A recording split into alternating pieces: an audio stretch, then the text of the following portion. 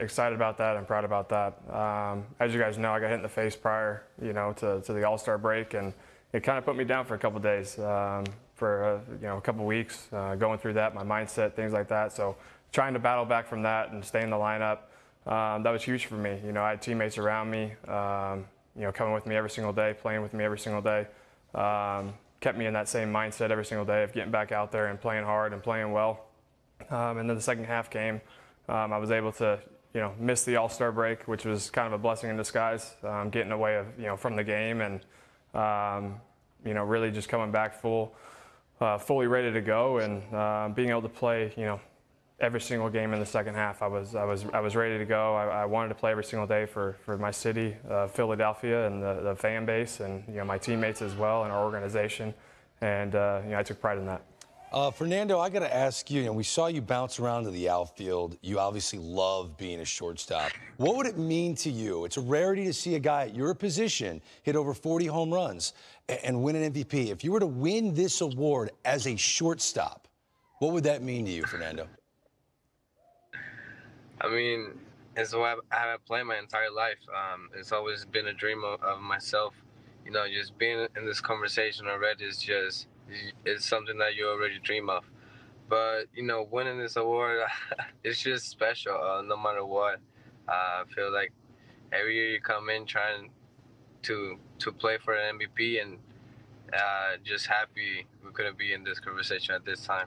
All right, all three of you guys are superstars in the sport. This is very close. We're very excited to find out who will be the NL MVP. Hang tight. Fernando Tatis, Juan Soto, and Bryce Harper standing by with us here on MLB Network. Before we get to that announcement, let's just talk about what they do. And you guys are the top shelf breakdown specialists. So, Harold, I'll start with you and Bryce Harper, the only guy to win this award before. What'd you think of his 2021 season? It was all about the team, about winning games. And I think that's why Bryce is in this conversation. I think he's got a real good chance of winning. Clearly the numbers are there. That's well documented. But I'm going to tell you what, when you start looking at his ability, what he does, as he gets a chance here on an 0-0 pitch, all right? We'll go 1-1. This kind of started in 2020. He gets a pitch here, drops a bunt down, and everybody's like, Bryce, why are you bunting? Why are you bunting? You got to know that it's not just you. The roster is working. What's Realmuto do? He homers. All right, next thing you know, the Phillies are in this game. They end up winning it. So let's just go again. The next day, by the way, he came out and he said, oh, let me hit my 3-run home run in the first inning. All right, to get things going. Right. That's how you play baseball. Now, on to pick it up in 2021. This happened again this year. He drops a bunt. It's a 4-1 game in New York. You want to put him away, right? Why is he bunting? What are you doing, Bryce? He's playing baseball. Why? Because this guy's on fire. Wow. Realmuto was on fire. What's he do? He answers. All right, game over. Now let's pick it up again. This is my favorite game in August. It's a ground ball, tough left-hander. Grounds out to second base in this shift. McCutchen's on fire. Wow. So Bryce says, all right, you want to go tough lefty on me? We're down 3-0. Get something going. No outs. He drops the bunt. Base hit. And what's McCutchen do? Yes, you got to know what the lineup's doing, people. Cutch ends up hitting a bomb. So now it's 3-2. Let's jump up to the 6th inning. It is now 5-5. Bryce Harper comes up with the bases loaded. What's he do? Drives in 2. Phillies win the game. That's what your MVP does. You play the game within the game. Sometimes you shoot the ball. Sometimes you pass it to the hot hand. Exactly. I love that. You got to take advantage of what you got. Go ahead, Tom. Well, let me continue with that basketball analogy. Because for me, it's like a high-scoring basketball. Michael Jordan, you try to game plan to stop him, he still gets his points. I feel that way about Tatis. Look at these numbers with runners in scoring position. Wow. You circle his name and say, don't let this guy beat us, and you know what? He still beats you. The best step up in the biggest moments, and he does that. Why does he do that? Take a look at all these counts here. These are all fastballs, first or second pitch. This guy's conceding nothing. And a lot of these fastballs are on the edges of the strike zone. He is ready to hit. You put runners on base out there. How about taking this one out the other way? This is so impressive because he's going all fields, whatever it takes to get a run in, hunting fastballs early in count. I think he's one of the best fastball hitters in all of baseball. And I love the aggressiveness when you put runners out there. And again, that's a pitch up near his eyes. You want to see that again?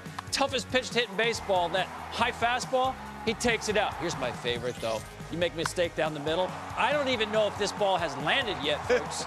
Wow, is that guy fun to watch. All right, guys, I've been talking about this. I can't wait this because Juan Soto is the modern-day Tony Gwynn with power. Let me put the emphasis on that. Wow. All right, because you heard Juan talk about it. I used to hit the ball the other way all the time, didn't really pull it until I got to the big leagues. He can fight that ball off and shoot it the other way. Young Tony Gwynn, that's what he did. But that wasn't how Tony always made his money. He had power, too.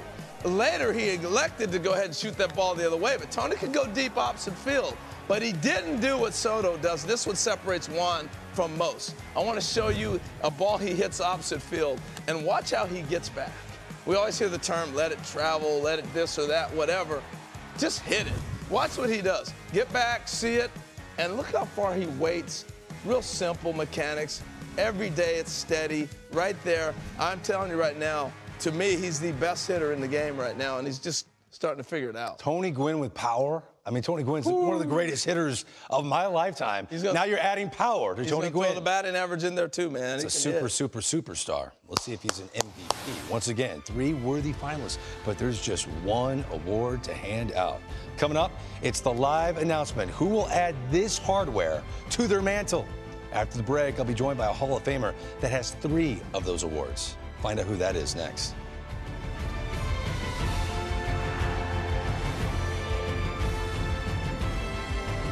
Boy, the game's in a good place. It really is, especially the National League. Look at the top 3 players in this league, folks. Bryce Harper's 29, just turned 29. You got Juan Soto, Fernando Tatis Jr., young guns, only getting better. Look at the numbers they put up. I mean, as talented a top 3 as we've seen in any league. Now, imagine hitting 48 home runs on a team that hit 117 total. And then following that up with 31 of the Phillies' 69 long balls in a strike-shortened 1981 season. Hall of Famer Mike Schmidt did that, and he won back-to-back MVPs because of it. The 3-time most valuable player joins us now live on MLB Network. Mike, thank you so much for doing this. Thrill for all of us here. Before we get to the announcement and the big news, clearly your stats proclaimed that you were valuable for your Philadelphia Phillies team. You won this award 3 times. I want to know, what does Mike Schmidt think of the definition of valuable of the most valuable player award? How do you define it? Well, Greg, first of all, I'm honored to have been asked to be a part of this announcement tonight. And I don't think that that word valuable in the middle of MVP has ever really been defined. I think some years statistics win the MVP. I think other years, a guy is just, and maybe this year it would be a good example of it, a guy just far and above the best player on his team, for sure, the most valuable player to a team. And, a lot of times he probably is the best player in baseball. So for me, in my 3 MVPs, it was a little bit different with each one. 1986, of course, I won my 3rd one. And I think actually Keith Hernandez and Gary Carter split the vote. And I snuck in the back door. Well, I think all 3 were deserving. And I know many fans would agree with me. Without further ado, Mike, go ahead and give us the big news. Well, the news is something that the Philadelphia Phillies and the town of Philadelphia are going to be very, very happy about. So I'm going to grab a little glass of champagne right here and salute my good friend and the right fielder from the Philadelphia Phillies, this year's National League MVP, Bryce Harper. Mike, thank you very much. Mike Schmidt with the live announcement. As you see, Bryce Harper with his wife, his family, celebrating his 2nd career MVP. Take a look at how close this was.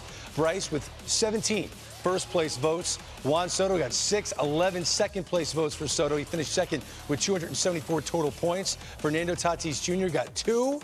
Then you see Brandon Crawford and Trey Turner finished 5th with 185 points. Bryce Harper joins us now. Bryce, congratulations. The 2021 National League Most Valuable Player. I see that you are emotional. What is going through your mind as you've just won your 2nd MVP? Man, I'm just, I'm overwhelmed for sure. I'm very excited. I got so many people to thank. Of course, my family, my wife. This year was tough. Starting off, getting hit in the face. was definitely a tough couple days for me, tough couple weeks for me trying to get back, and was able to get back. You know, my teammates were incredible throughout the whole process of trying to get me back and things like that. And you know, I got to thank you know, my teammates, the city of Philadelphia, our fans, John Middleton, the whole Middleton family, my chef Dan. I never went. There he is. I never went to bed hungry. You know, my kiddos plugging me along every single day. My dad, my mom. I mean, everybody. I mean, it was a big effort for us this year, and it was a lot of fun to you know, be here and be part of you know, be part of this. Bryce, so well deserved. I'm glad you brought up the fact you got hit by a 97-mile-an-hour fastball in the face. Also hurt your wrist during that sequence there. So what did click for you, Bryce, eventually after those couple of weeks, just kind of getting healthy again? What clicked? Yeah, I'd have to say my hitting coach, Joe Dillon, you know, being able to work every single day with him, we finally found a routine that worked for all of us, you know, that worked for each of us. You know, Joe would probably tell you that I was one of the most negative people in the cage this year because I thought I was terrible every single day. But being able to, you know, go in there and work hard and be part of that, you know, my coaches, Girardi, Tomps, Waff, Figueroa, I mean, everybody, the whole group of people, Pedro, Nitzy, you guys all know, and my teammates as well, JT, Nappy, Haas, Brad and Miller. I mean, Mills, you know, fired me up every single day. He was kind of my, you know,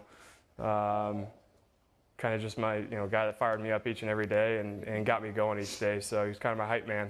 So that was a lot of fun being able to, you know, have those guys in my corner. And I love my team. I love the city of Philadelphia. I'm just so excited to be able to be there and be part of it. And I'm so grateful to be able to know that I signed to the right place with the right people, with the right organization, and you know, with the right mindset as well.